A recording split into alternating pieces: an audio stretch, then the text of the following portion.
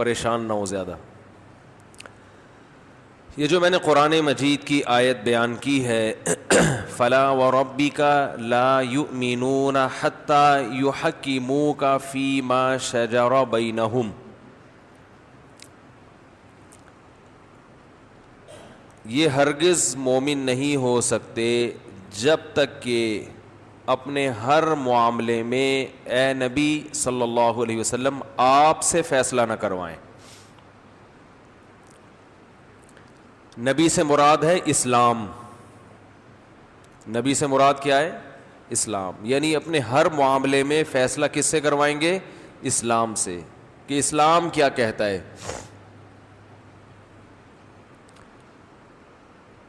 اس کی وجہ یہ بنی آج اس آیت کے انتخاب کی کہ کچھ دن پہلے ایک ویڈیو میری نظر سے گزری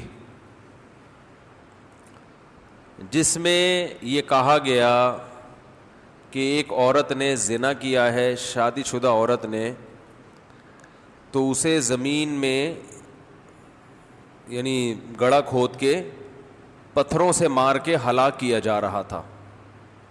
ایک عورت تھی اور ارد گرد بہت سارے پگڑی والے پتھر اٹھا اٹھا کے اس عورت کو مار رہے تھے. وہ چیخ رہی تھی اور اتنا مارا پتھروں سے اس عورت کو کہ اس کی بالآخر موت واقع ہو گئی. ویڈیو پہ جو کمنٹس تھے وہ یہ تھے کہ افغانستان میں جلال آباد میں رجم کا ایک واقعہ کہ ایک عورت نے زنا کیا تو اسے رجم کیا جا رہا ہے. اب میں اس بحث میں نہیں پڑتا کہ واقعی افغانستان میں ایسا ہوا ہے کہ نہیں ہوا، پرانی ویڈیو ہے یا نئی ویڈیو ہے، اس عورت نے واقعی زنا کیا بھی تھا یا نہیں کیا تھا. ایسے ہی بھی کسی پہ ظلم ہو سکتا ہے. اگر کیا تھا تو وہ شرعی گواہوں سے ثابت بھی ہوا تھا یا نہیں ہوا تھا، یہ ایک الگ ٹاپک ہے. لیکن نیچے جو کمنٹس تھے لوگوں کے، ان میں بہت سے لوگوں نے یہ کمنٹس کیے ہوئے تھے کہ یہ ظلم ہے. یہ کیا ہے؟ ظلم ہے. یعنی اگر یہ مان لیا جائے کہ اس عورت نے واقعی زنا کیا ہے، یہ واقعی شادی شدہ بھی ہے اور شرعی گواہوں سے زنا ثابت بھی ہو گیا، تو بھی پتھروں سے مارنا یہ کیا ہے؟ بولو بھائی، ظلم ہے. ترس کھا رہے تھے بہت سے لوگ، اور یقیناً ترس آتا ہے جب انسان ایسا منظر دیکھتا ہے ایک عورت پہ پتھر پڑتے ہوئے، تو انسان کے دل میں بہرحال نرمی پیدا ہوتی ہے اگر سینے میں انسان کا دل ہوگا. لیکن جو کمنٹس تھے نا، اس سے ایک چیز، ایک سبق ملا. بہت سے تو کمنٹس مسلمانوں ہی کے تھے جنہوں نے کہا یہ غلط ہو رہا ہے. یہ بات خوب اچھی طرح سمجھ لیں کہ مسلمان جب کوئی سزا جاری کرتا ہے کسی مجرم پہ اور وہ سزا اللہ کی طرف سے بیان کردہ ہو، تو پھر مسلمان کے پاس ترس کھانے کا آپشن، بولو بھائی، ختم. یہی چیز ہے جو ہمیں بتاتی ہے کہ اسلام کیا ہے اور اسلام کے علاوہ مذہب، بولو بھائی، کیا ہے. یہی تو فرق ہے. جب آپ نے کلمہ پڑھ لیا لا الہ الا اللہ، اللہ کے سوا کوئی عبادت کے لائق نہیں ہے، اور محمد الرسول اللہ صلی اللہ علیہ وسلم، اس میں آپ نے اعتراف کیا کہ اللہ کے احکام بتائے گا کون؟ محمد. وہ اللہ کے میسنجر ہیں، وہ اللہ کا پیغام لے کر آئے ہیں. تو پھر محمد صلی اللہ علیہ وسلم نے اگر ہمیں کوئی سزا بیان کی ہے، بتائی ہے، تو وہ اپنی طرف سے نہیں. اس میں آپ کو ترس کھانے کی ترس آنا الگ چیز ہے، ترس کھانا الگ چیز ہے. طرز کھانے کا مطلب یہ ہے کہ آپ اس کی مدد کریں. آنا یہ غیر اختیاری چیز ہے, اس پہ نہ اللہ کی طرف سے پابندی نہ گورنمنٹ کی طرف سے پابندی ہے.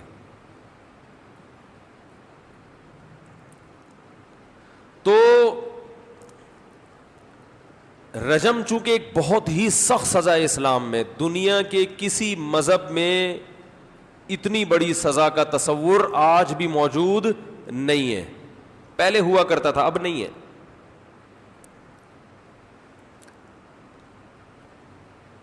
تو جو کمنٹس ہیں نا کہ یہ کیا ہو رہا ہے, یہ غلط ہو رہا ہے, یہ یوں ہو رہا ہے, یہ فلانا ہو رہا ہے, یہ ڈمکانا ہو رہا ہے, یہ ایسا ہو رہا ہے, ویسا ہو رہا ہے, یہاں دو چیزیں ضروری ہیں. رجم سے ملتے جلتے اور بھی شریعت میں احکام ہیں جو ہماری عقل کو اپیل نہیں کرتے, یعنی بظاہر ہمیں عجیب سے لگتے ہیں. وہ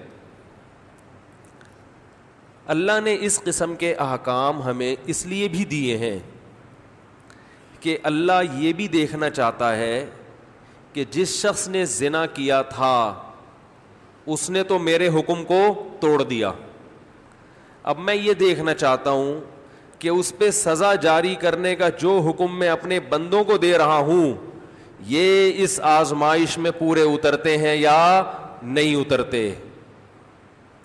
اب یہ بندوں کی آزمائش ہے کہ آپ اس پہ طرز کھا کے چھوڑ دیتے ہیں یا اسے شریعت کے مطابق سزا دیتے ہیں, یہ اب انسانوں کی آزمائش ہے. تو جو لوگ بھی نیگیٹو کمنٹس کر رہے ہوتے ہیں نا, اگر کمنٹ یہ ہوتے کہ اس نے زنا کیا ہی نہیں ہے, یہ ٹھیک ہے, اس پہ بات ہو سکتی ہے.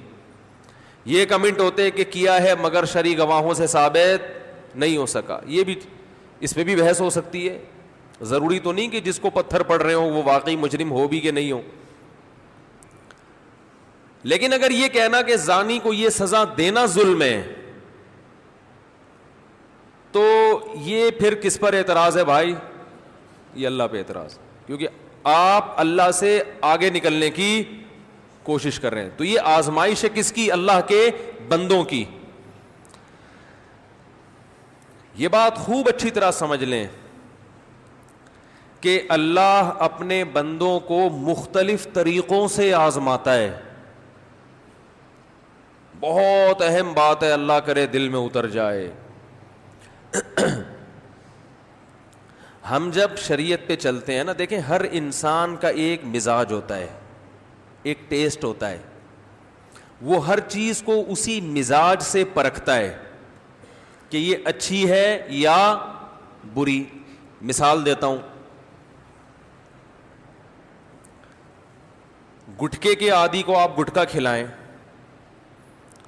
وہ اس کے ذائقے کو اچھا کہے گا برا کہے گا؟ بولو نا بھائی, وہ کہے گا شہد سے زیادہ مزہ ہے.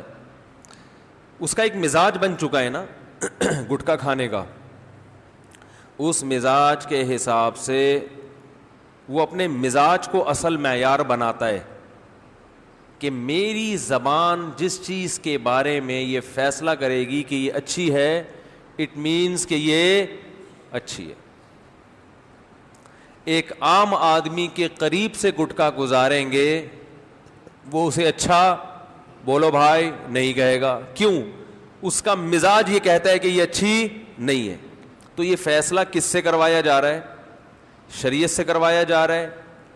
بولتے کیوں نہیں؟ بولو نا, نہیں کروایا جا رہا. میڈیکل سائنس سے فیصلہ کروایا انہوں نے ہے بھائی. یہ ہر آدمی اپنے مزاج سے فیصلہ کر رہا ہے نا. میں اگر یہ کہہ رہا ہوں کہ گٹکا اچھا نہیں لگتا مجھے اور اچھا نہیں ہے, تو اس لیے کہ مجھے نہیں لگ رہا. تو مزاج سے جب آپ فیصلہ کروائیں گے تو ہر ایک کا مزاج دوسرے سے بولو بھائی مختلف. گٹکے کے بارے میں فیصلہ کروانا پڑے گا ڈاکٹروں سے کہ بھئی کھانے کی چیز ہے نا, تو ڈاکٹر حکیم بتا سکتے ہیں کہ یہ اچھی ہے یا بری. اب اگر ایک ڈاکٹر نے کہہ دیا کہ گٹکا بری چیز ہے, گٹکے کا عادی کہہ رہا ہے کہ اچھی چیز ہے, اس کا مطلب کہ میڈیکل سائنس کی فیلڈ میں وہ اپنے مزاج کو داخل کر رہا ہے. سمجھ گئے بات؟ یہ مزاج کی دخل اندازی یہ صحیح ہوگی غلط ہوگی؟ غلط ہے. یہ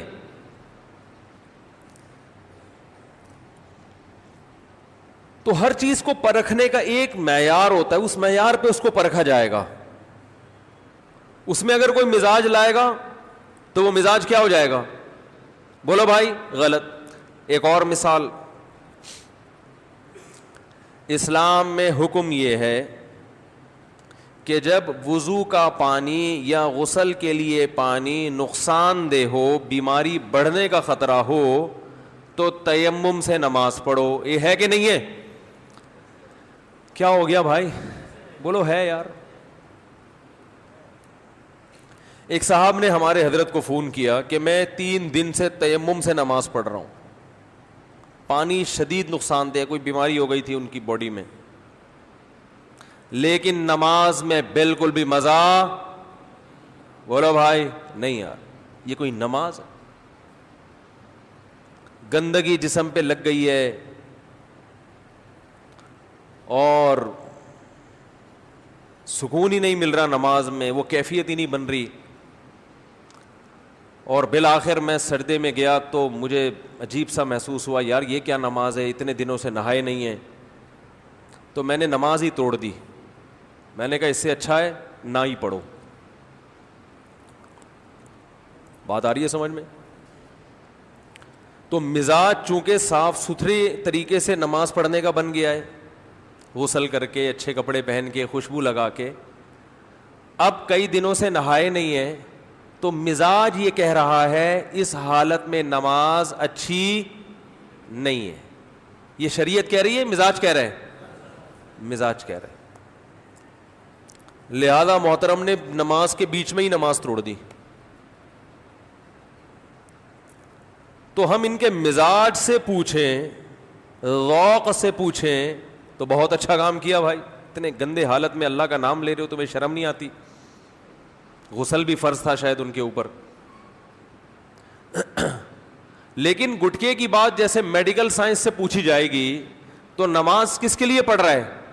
اللہ کے لیے. تو اللہ سے پوچھا جائے گا کہ صحیح کیا غلط کیا, تو اللہ کہیں گے نماز توڑ کے نہ صرف غلط کیا بلکہ بہت زیادہ غلط کیا.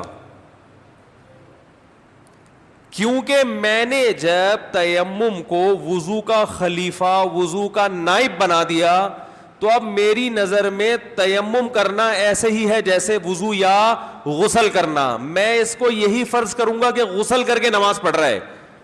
تو جب میں فرض کر رہا ہوں کہ غسل کر رہا ہے تو تجھے کیا تکلیف ہو رہی ہے؟ بہت مشکل ہے بھائی. اس زمانے میں بات سمجھانا سے زیادہ مشکل دنیا میں کوئی کام نہیں ہے. یہ آج کل مارکیٹ میں چل یہی رہا ہے. جو تبلیغ میں لگے گا اس کا تبلیغی مزاج بن جائے گا, جو خانقاہ میں لگے گا اس کا خانقاہی مزاج بن جائے گا, جو جہاد میں لگے گا اس کا جہادی مزاج بن جائے گا. ہے بھائی, جو جس فیلڈ میں جائے گا نا اس کا وہ کیا بن جائے گا؟ وہ اپنے مزاج میں گھسیڑ دیتا ہے یہ چیزیں.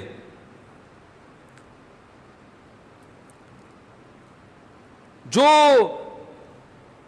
امت پہ یعنی نبی صلی اللہ علیہ وسلم نے جو انسانیت پہ رحم کے فضائل بیان کیے ہیں, جو صرف یہ فضائل سنتا ہے اس کے مزاج میں انسانیت کی خدمت آ جاتی ہے. اب وہ زنا کرنے والوں کو پتھر سے ہلاک ہوتا ہوا دیکھ کے خوش, بولو بھائی نہیں ہوتا. یہ کیا ہو رہا ہے؟ کیونکہ اس نے تو یہ حدیثیں سنی ہے کہ کتے کو پانی پلانے سے کیا ہو گئی؟ بخشش.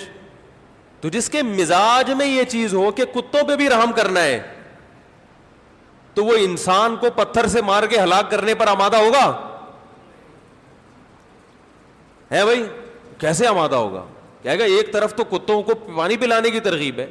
تبھی میں نے کتوں کے خلاف ابھی کچھ دن پہلے بیان کیا تھا, تو بہت تکلیف ہوئی تھی ان کو. آ رہی ہے بات سمجھ میں؟ میں نے بیان کیا تھا کہ کراچی میں کتے بہت زیادہ ہو گئے ہیں. کے ایم سی والوں کو چاہیے کہ جیسے پہلے کتوں کو مارا کرتے تھے اب بھی کیا کریں؟ مارے. نسل بہت بڑھ گئی ہے, اور یہ حدیث سے ثابت ہے, صحیح مسلم کی حدیث ہے, مدینہ میں جب کتے زیادہ ہو گئے تھے تو آپ صلی اللہ علیہ وسلم نے کتوں کو مارنے کا حکم دیا. جب ان کی نسل کنٹرول میں آ گئی, ایک لمٹ ہو گئی, یعنی ایک لمٹ پہ آ کے رک گئی, تو پھر آپ صلی اللہ علیہ وسلم نے مارنے سے منع کر دیا کہ مزید نہ مارو, کیوں نسل ختم کرنا مقصد نہیں ہے, زیادہ ہو گئے ہیں, کنٹرول کرو ان کو.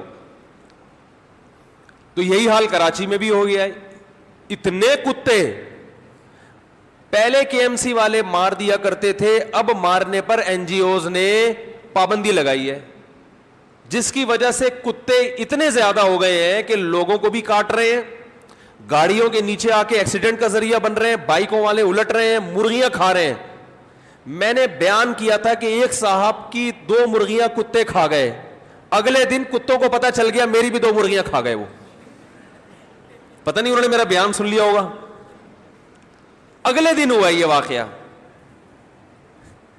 کتوں تک بات پہنچ گئی, ہو گئی نا, ہوگی, ہماری بھی 2 مرغیاں کھا گئے. اب ہماری مرغیاں انجوائے کیا کرتی تھی, روڈ پہ گھوما کرتی تھی, ان کا بھی حق تھا نا.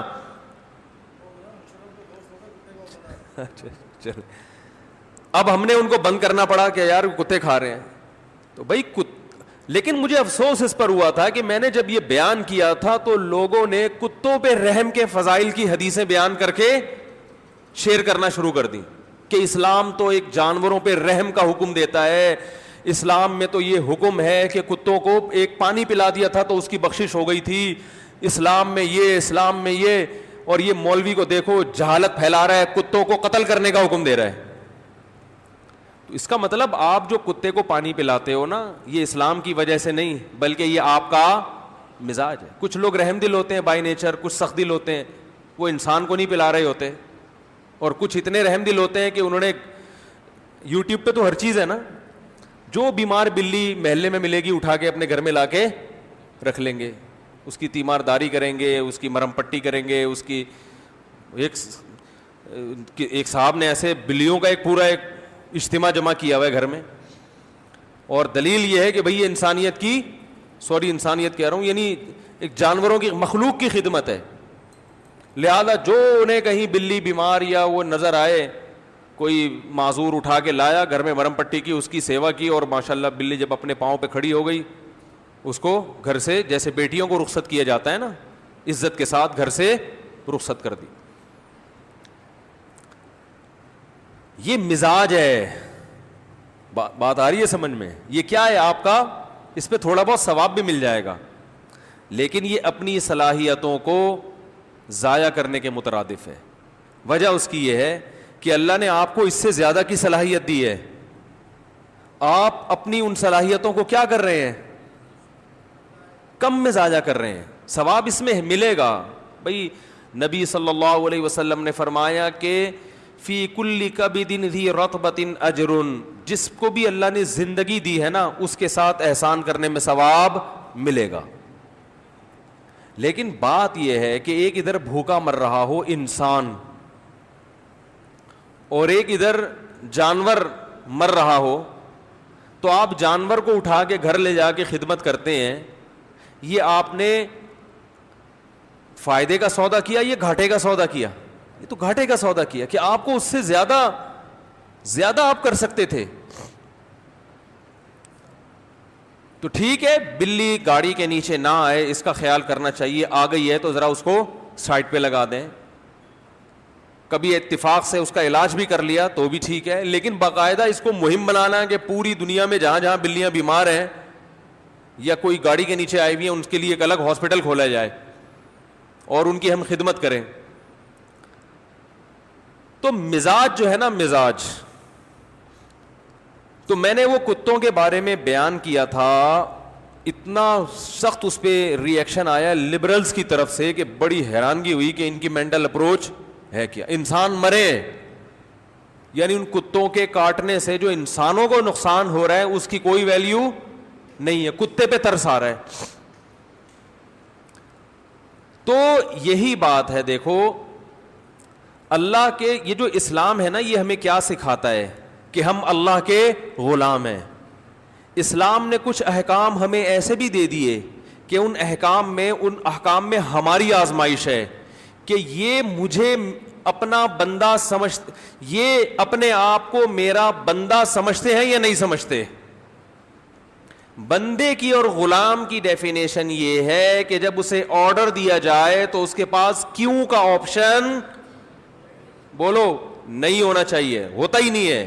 یہ امتحان ہے. بنی اسرائیل کو اللہ نے ہفتے کے دن مچھلی کے شکار سے منع کیا. کوئی ریزن بنتی ہے اس کی, بھئی ہفتے کو کیا ہو جائے گا؟ کیا ہفتے کو مچھلی کھانے سے یا شکار کرنے سے مچھلی کی نسل پہ کوئی گروتھ ریشو پہ کوئی فرق پڑنے والا ہے بھائی؟ وہ تو جتنا اتوار کو پڑے گا اتنا ہی ہفتے کو پڑے گا. یا ہفتے کے دن ڈاکٹرز کہتے ہیں کہ مچھلی کھانے سے کوئی وائٹامن ڈی کی کمی پوری ہونے کے بجائے اور زیادہ کمی واقع ہو جاتی ہے, ہفتے میں کچھ ایسی صورت سے شعاعیں نکلتی ہیں, ہے بھائی؟ اللہ نے منع کر دیا. بنی اسرائیل کو کہا ہفتے کے دن آپ کو مچھلی کھانے کی اجازت نہیں, اور آتی ہفتے کے دن ہی زیادہ تھی. تو اسلام یہ بتانا چاہتا ہے کہ میرے بندے بن کے بنو, یہ زمین تمہارے باپ کی نہیں ہے. بس یہ کانسیپٹ ہمارے دل میں ڈالا جا رہا ہے, سمجھ رہے ہو؟ یہ زمین تمہارے باپ کی نہیں ہے, میں نے بنایا ہے, جیسا کہوں گا ویسے انسان کے بچوں کی طرح چلنا پڑے گا. ختم ہو گئی بات. رب سمجھتے ہیں. تو اللہ نے اسلام میں حکم دیا کہ جو کنوارا زنا کرے چوک پہ کھڑا کر کے اسے 100 کوڑے لگاؤ.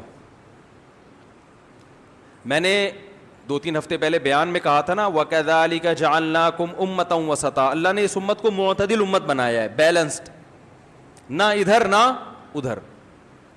بعض مذاہب میں جو ہے نا وحشیانہ پن سکھایا جاتا ہے, اس میں انسانی حقوق ہے ہی نہیں, اور بعض میں حقوق اتنے زیادہ ہیں کہ مجرموں کو سزا دی نہیں جاتی. پوری دنیا میں پھانسی کی سزا ختم کی جا رہی ہے.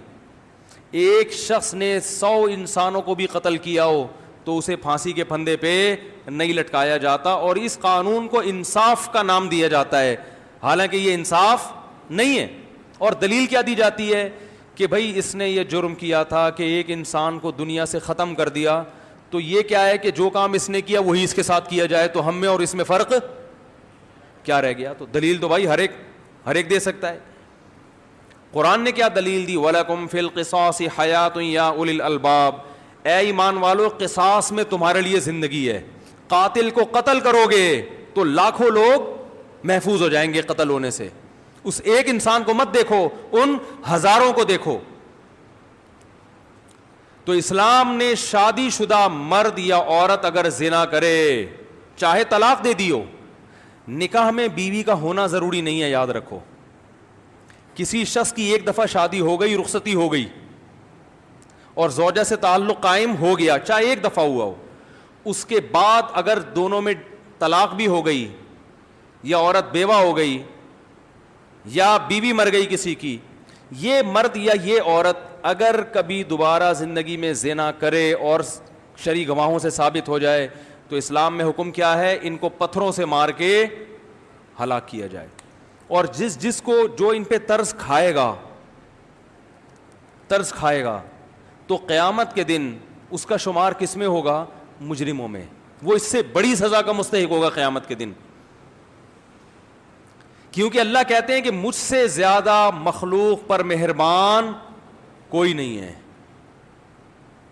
لہذا تمہیں مجھ سے آگے نکلنے کی ضرورت بولو بھائی نہیں ہے. تو اپنے مزاج کو شریعت کے مطابق کریں, شریعت سے آگے نکلنے کی کوشش نہ کریں. لا تقدموا بین یدی اللہ ورسولہ. اے ایمان والو, اللہ اور اس کے رسول سے آگے بڑھنے کی کوشش نہ کرو. کوئی غیر مسلم اگر اعتراض کرتا ہے کہ یہ کیسی سخت سزا ہے کہ پتھروں سے مار کے ہلاک کیا جاتا ہے, تو آپ اسے بتا دیں بھائی یہ ہم نے نہیں دی, ہم اگر دے رہے ہوتے نا تو ہم پہ اعتراض کرتے. یہ سزا متعین کرنے والا کون ہے؟ ہمارا رب ہے, خدا نے دی ہے. تو وہ کہے گا بھائی میں تو تمہارے رب کو نہیں مانتا, تو آپ بولو آپ نہیں مانتے مگر ہم مانتے ہیں. تو جو مانتا ہے وہ اس کو کرنا پڑے گا. اس پہ بحث کرو کہ ہم مان کے صحیح کر رہے ہیں یا غلط کر رہے ہیں. ہم جو اس کو رب مانتے ہیں اور قرآن کو اللہ کی کتاب اور رسول صلی اللہ علیہ وسلم کو اللہ کا پیغمبر مانتے ہیں، اس ماننے میں ہم صحیح ہیں یا غلط ہیں؟ آؤ اس پر بحث کرو، ہم دلائل سے ثابت کریں گے کہ یہ ماننے میں ہم برحق ہیں۔ تو جب مان لیا تو پھر اللہ جب کوئی حکم دے گا تو پھر اس کے لیے لاجک تلاش کرنے کی ہمیں ضرورت نہیں ہے۔ سب سے بڑی لاجک یہی ہے کہ اللہ کا حکم ہے بس۔ رہا یہ مسئلہ کہ ٹھیک ہے اللہ نے کوئی حکم دیا اتنا سخت، ہمیں سمجھ میں لاجک نہیں بھی آتی تو ہم نے عمل کرنا ہے، لیکن کوئی تو حکمت ہوگی نا اللہ کی نظر میں۔ اللہ کی نظر میں رجم کی جو سزا ہے کہ شادی شدہ مرد یا عورت زنا کرے اسے پتھروں سے مارو، اس کی وجہ کیا ہے؟ اللہ کو زنا کا جرم پسند نہیں ہے، اللہ کو نفرت بہت ہے۔ کسی بھی جرم کی نوعیت کی جو سزا ہے اس پہ اشکال اس وقت ہوتا ہے کہ جب سزا زیادہ دی جا رہی ہو اور جرم بولو ہلکا ہو۔ زنا آپ کی نظر میں ہلکا جرم ہو سکتا ہے، اللہ کی نظر میں ہلکا جرم نہیں ہے۔ اللہ کہتے ہیں مارو اس کو، عبرت کا نشان بناؤ۔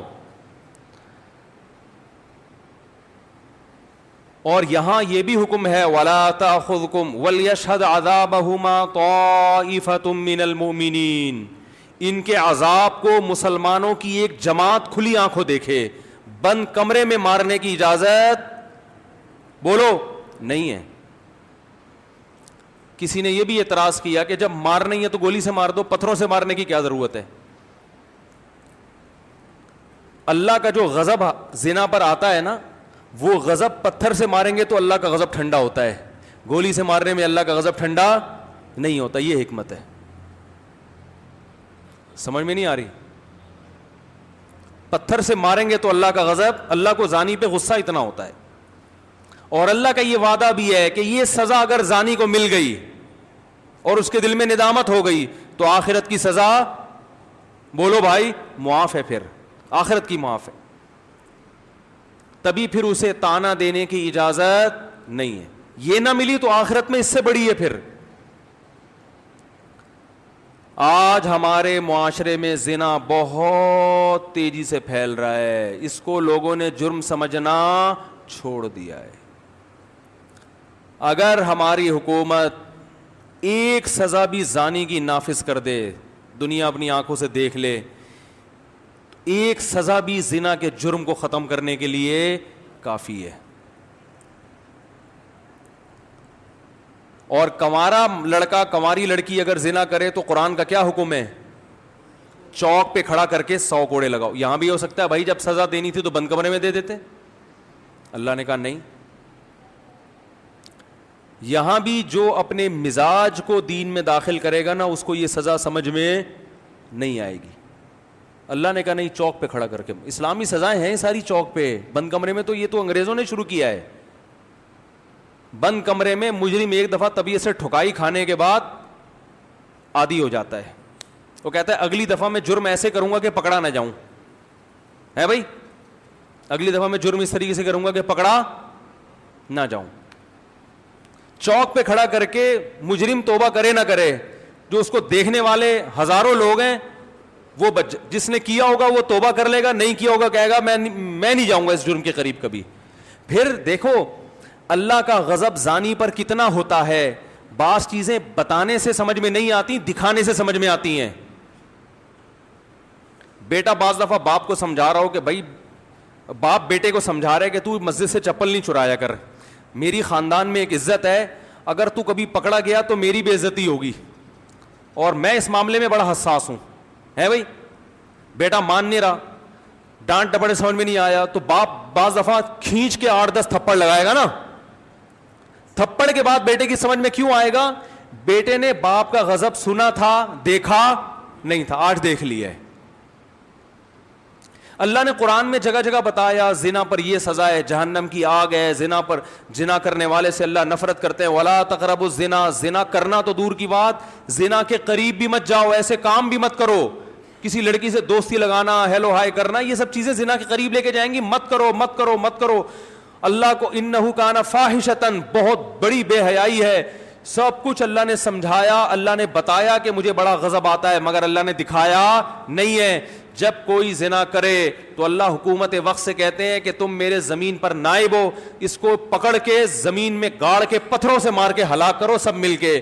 تو یہاں اللہ کا غضب صرف بتایا نہیں جا رہا بلکہ دکھایا جا رہا ہے. جب یہ منظر لوگ دیکھیں گے تو جہاں زنا کرنے والے پر ترس آئے گا, وہیں ساتھ ساتھ یہ بھی دماغ میں بیٹھے گا کہ اللہ کو زنا کرنے والے پر کتنا غضب آتا ہے. اللہ کے غضب کو دیکھیں گے, اس سے زنا کی نفرت پیدا ہوگی دل کے اندر, جو کہ آج ختم ہو چکی ہے.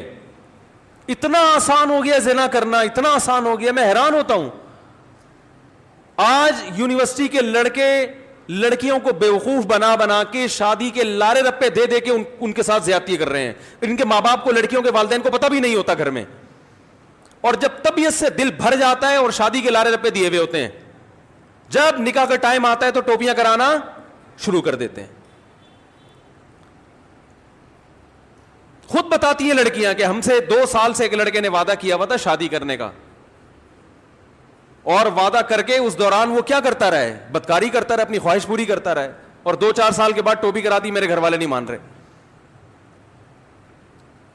مجھے اس لڑکے پہ اتنا غصہ نہیں آتا جتنا فون کرنے والی خاتون پہ غصہ آتا ہے کہ تمہارے اندر غیرت ختم ہو گئی ہے, تمہارے اندر اتنا شعور نہیں ہے. اور تمہیں کیا اس بات کی گارنٹی کون دے گا کہ یہ تم سے شادی کر بھی لیتا تو 10 لڑکیوں کو ایسے اور بیوقوف بنا کے زنا نہ کر رہا اس سے. اپنی حرام خواہشات انسان کو اندھا کر دیتی ہیں. عقل سب میں ہوتی ہے, لیکن معاملہ یہاں سے بھی کیا ہوتا ہے, خراب. اور جب وہ چھوڑ دیتا ہے تو روتی پیٹتی ہیں, یہ کر دیا اس نے, یہ کر دیا میرے ساتھ. اور والدین ماشاءاللہ اتنے گھنے ہیں, بلکہ کیا کہوں میں, غیرت لیس. انہیں کوئی ہوش نہیں ہے کہ یونیورسٹی ہماری بچی جا کے کس سے دوستی لگائی ہے, کس کے ساتھ بائکوں پہ گھوم رہی ہے, کس کے ساتھ سینما گھر میں فلمیں دیکھنے جا رہی ہے, رات کو بیٹھ کے سارا آدھی 1-1 گھنٹہ کس سے فون پہ باتیں کر رہی ہے. ان کو بس اس سے غرض ہے کہ ہماری بچی اچھی ڈاکٹر بن جائے, اچھی انجینئر بن جائے, MBA میں نمبر اچھے آ جائیں تو کچھ کمانے کے لائق بنے گی تو ہم بھی اچھا کھائیں گے. باقی بیٹا اپنا اچھا برا تم خود ہی سوچتی ہو.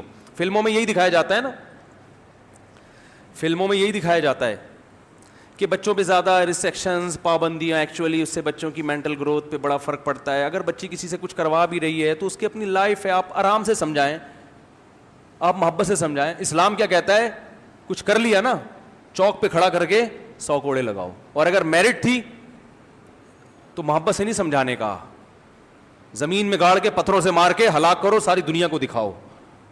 یہ محبت سے سمجھا کے یہ زنا اتنا معاشرے میں پھیل گیا. باقی سارے کام محبت سے کیوں نہیں کر لیتے؟ ارے اگر محبت ہی سب کچھ ہے, سارے کام محبت سے ہی ہو جاتے ہیں, تو مجھے ایک بات بتاؤ, یہ جو چرس اور ہیروئن کے پر چھاپے پڑتے ہیں روزانہ, پولیس پکڑتی ہے, تو ہیروئنچیوں کو کیوں جیل میں ڈالتی ہے؟ محبت سے سمجھاؤ. ایکچولی 2 پڑیا لے کر ایک سے بھی کام چل سکتا تھا, دوسری پڑیا کس کے لیے لے کے جا رہا ہے؟ تو محبت سے سمجھاؤ نا ان کو.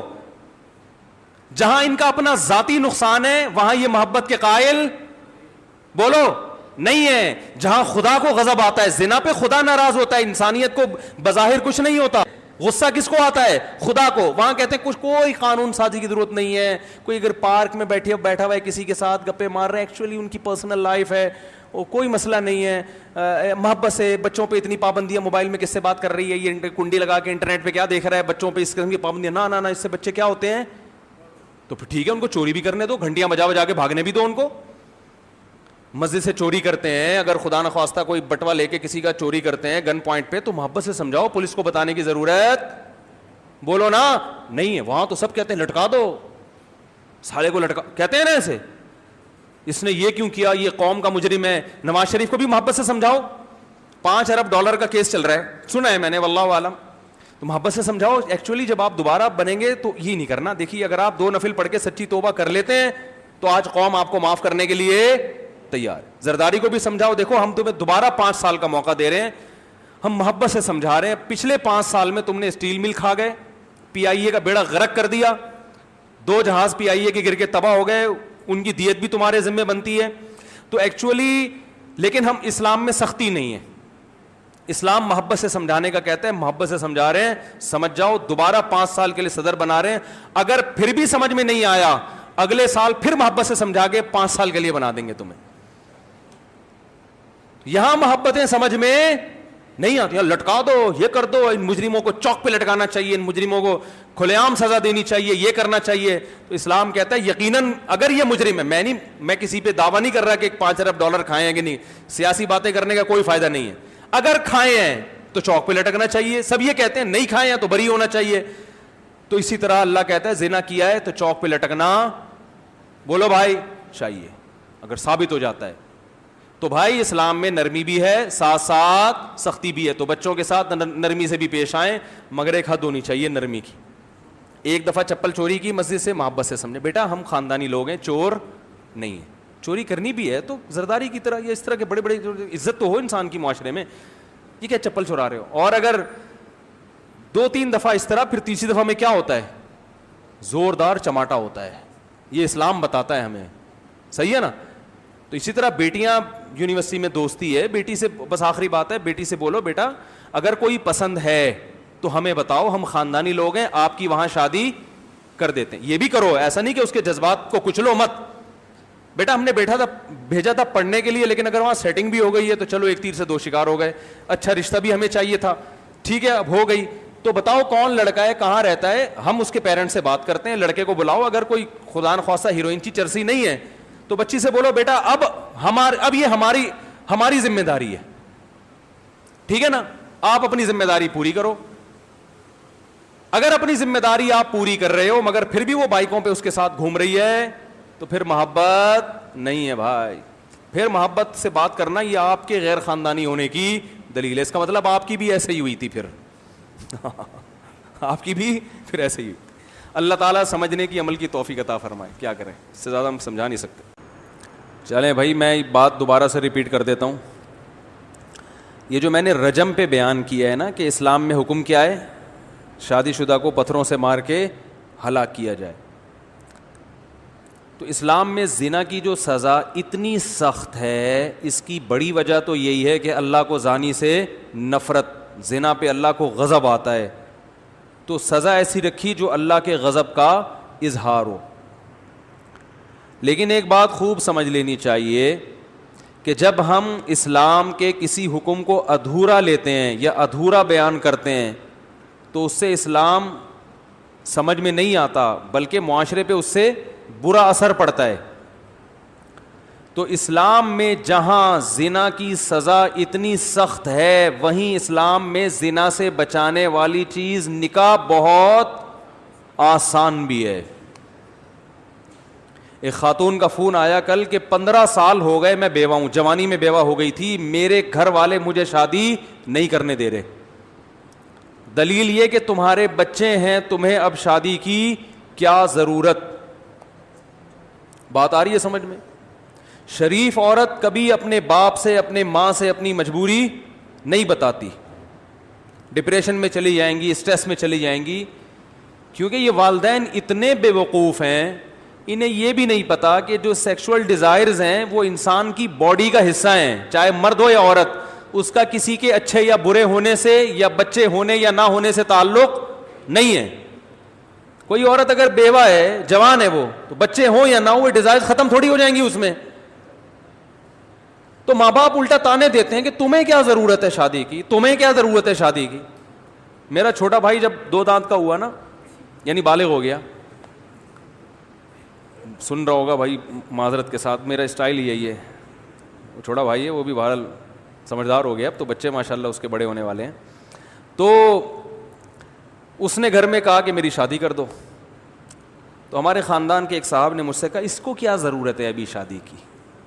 عمر ذرا کم تھی نا, انہوں نے کہا اس کو کیا ضرورت ہے, بار بار ایک ہی جملہ, اس کو کیا ضرورت ہے. جب زیادہ ہوگی میں نے کہا اس سے پوچھو کہ اس کو کیا ضرورت ہے شادی. روٹی وہ کھا رہا ہے, کباب وہ کھا رہا ہے, پراٹھے وہ کھا رہا ہے, انڈے وہ کھا رہا ہے, دودھ وہ پیتا ہے, تو ضرورت پھر بھی نہ ہو تو اس کا مطلب بھائی یہ تو مسئلہ کیا ہے, پراٹھوں کا فالٹ ہے یا پھر بندے میں فالٹ ہے. یا تو پراٹھے صحیح نہیں کھا رہا, وہ پراٹھے بھی کھا رہا ہے, انڈے بھی کھا رہا ہے, پھر بھی شادی کا دل نہیں چاہ رہا, تو یہ انڈے کا فالٹ نہیں ہے, یہ پراٹھوں کا فالٹ نہیں ہے, یہ کیا ہے, بندے میں ہی فالٹ ہے. جو درمیان کی جنس ہوتی ہے نا, وہ جتنے بھی انڈے پراٹھے کھا لیں ان میں یہ ڈیزائر پیدا نہیں ہوتی.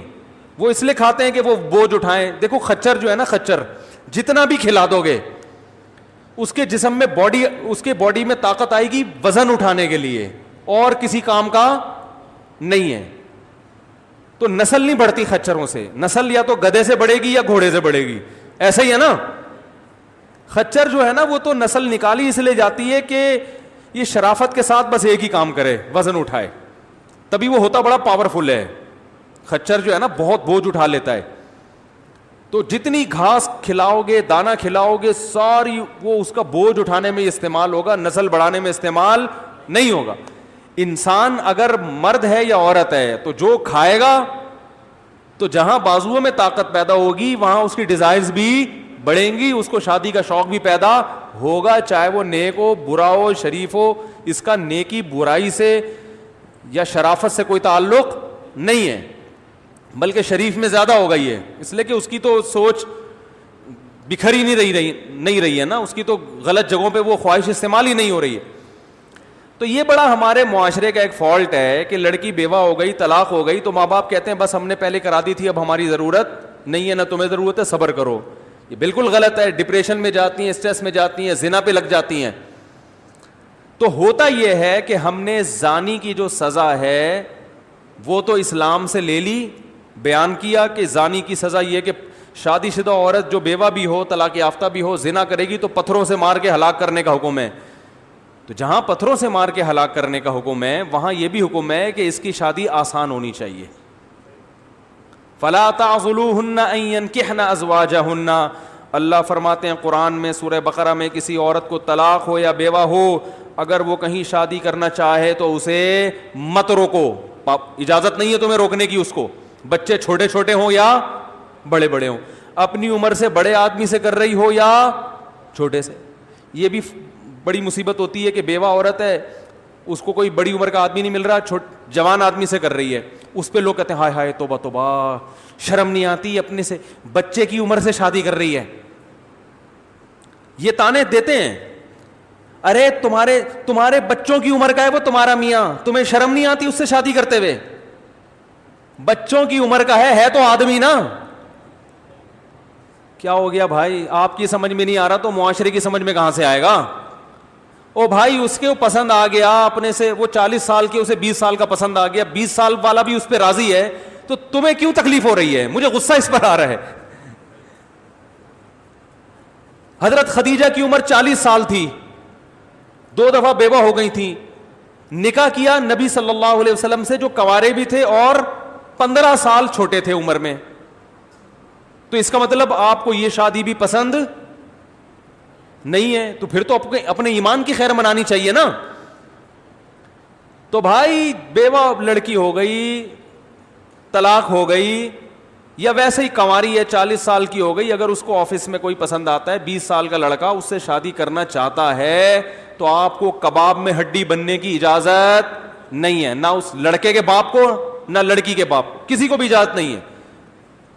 اگر کوئی کباب میں ہڈی بنے تو اس کا مطلب زنا کا راستہ ان کے لیے کھول رہا ہے. تو جہاں 100 کوڑے زانی کو لگنے چاہیے, 90 کوڑے ان کمبختوں کو بھی لگنے چاہیے. میری حکومت آ گئی نا, اگر میں وزیر اعظم بن گیا, جو کہ کوئی چانس نہیں ہے, خواب دیکھنے پر گورنمنٹ نے کوئی پابندی لگائی ہے؟ کوئی ٹیکس لگتا ہے؟ فرض کرو میں وزیر اعظم بن گیا, تو جو جس لحاظ سے بھی نکاح میں رکاوٹ بن رہا ہے نا, زانی کو سزا بعد میں دوں گا, ان کمبختوں کو چوک پہ پہلے سزا دوں گا. لڑکا شکایت لے کر آئے نا کہ میرے ابا مجھے شادی نہیں کرنے دے رہا, حالانکہ میں اپنے خرچے پہ کر رہا ہوں, کہوں گا ابا کو لے آؤ مارکیٹ میں کس کو لے آ؟ ابا کو لے آ. لڑکی کہے گی میں طلاق یافتہ ہوں, بیوہ ہوں, میری عمر 50 سال ہو گئی, میرے بچے بڑے, میں نانی بن گئی. ایک خاتون نے کہا کہ میں نانی بن گئی ہوں, میں شادی کرنا چاہتی ہوں, میں بیوہ ہوں, اور میری بیٹی کی شادی ہو گئی تھی تو بچہ بھی پیدا ہو گیا, لیکن میں جوان ہوں. 16 سال میں شادی ہو گئی تھی اس کے, ہیں بھائی 18 سال میں بچی ہو گئی. بچی جیسے ہی بالغ ہوئی ہے اس کی شادی کر دی, اس کی کمبختی آئی بھی تھی, یہ جوانی میں نانی بن گئی. اب لوگ اس کی جوانی کو نہیں دیکھ رہے, اس کے نانی ہونے کو دیکھ رہے ہیں. نہیں آ رہی بات؟ لوگ یہ نہیں دیکھ رہے کہ جوان ہے, لوگ کیا دیکھ رہے ہیں؟ نانی ہے. نانی بن گئی, تجھے شادی کرتے ہوئے شرم نہیں آ رہی؟ اللہ کے بندے ہو, نانی بن گئی, کوئی یہ تانے نہیں دیتا کہ پراٹھے کھاتے ہوئے شرم نہیں آ رہی. بھائی جیسے جوانی میں 2 پراٹھے کھاتی تھی, ابھی بھی ناشتے میں کتنے پراٹھے کھا رہی ہے؟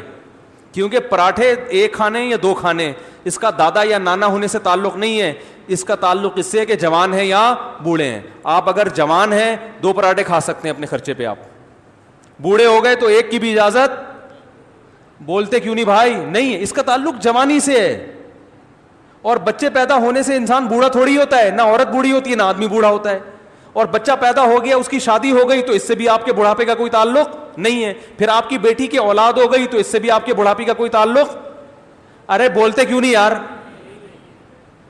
الحمدللہ میری بیٹی جیسے ہی بالغ ہوئی میں نے اس کی شادی کر دی.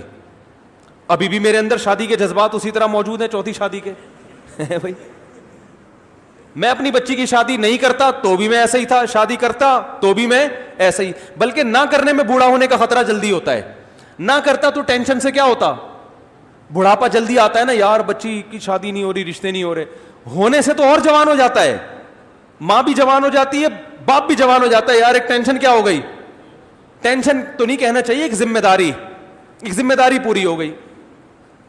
تو اب مجھے ایک بات بتاؤ کہ ایک عورت کے بچی پیدا ہوئی, اس بچی کو بالغ ہوتے ہی اس نے شادی کر دے, اس کے بھی اولاد ہو گئی, تو جیسے اس عورت کی خوراک پہ کوئی اثر نہیں پڑے گا, معدہ اسی طرح مضبوط ہے, آنکھیں اسی طرح دیکھ رہی ہیں, چشمہ نہیں لگا, تو اس کا مطلب اس میں جوانوں والی تمام کوالٹیز موجود ہیں. تو جیسے جوان عورت کو نکاح کی ضرورت ہوتی ہے, اس کی ڈیزائرز پوری نہیں ہوتی نکاح کے بغیر, اسے بندہ چاہیے, تو ایسے ہی ایک عورت اگر جوانی میں نانی بن جائے, دادی بن جائے, پرنانی بن جائے, تو اس کو نہیں دیکھا کرو, یہ دیکھا کرو کہ یہ جوان ہے. ہمارا معاشرہ جوان ہونے یا نہ ہونے کو نہیں دیکھتا. بات آ رہی ہے سمجھ میں؟ بلکہ اگر بوڑھی بھی ہو گئی ہے پھر بھی شادی کرنا چاہتی ہے تو بھی ٹھیک ہے, کیونکہ نکاح کا مقصد صرف ڈیزائرز پوری کرنا نہیں ہوتا, اپنی تنہائی دور کرنا بھی ہوتا ہے. آپ کہہ سکتے ہیں بچوں میں رہ کے تنہائی دور کرے, صحیح ہے نا, بہن بھائیوں میں بیٹھے.